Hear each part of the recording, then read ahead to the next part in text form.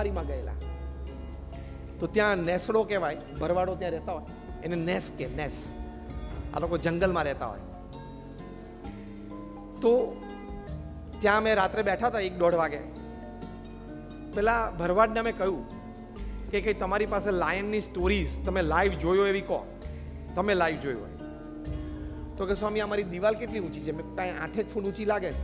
તો કે 9 ફૂટ છે.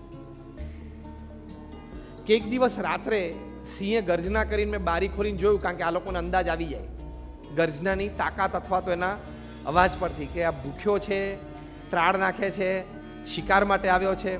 તો કે મને ખબર પડી ગઈ કે શિકાર માટે આવ્યો છે. અને ત્યાં તો એને છલાંગ મારીને અંદર આવ્યો.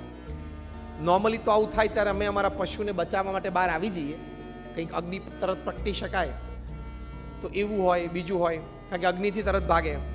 પણ એની આંખો જોઈએ એટલે અમને ખબર પડી જાય કે અત્યારે મરણ્યો થઈને આવ્યો છે, એટલે અત્યારે તો એ ગમે તે કરી નાખશે જાનના જોખમે, એટલે એ વખતે એનો સામનો ના થાય.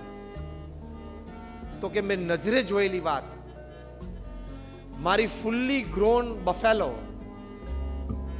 ભેંસ હતી, એના ગળું એને પકડ્યું અને ખેંચ્યું, પણ જાડા દોરડાથી બાંધેલી હતી. એને દોરડું પકડ્યું અને 2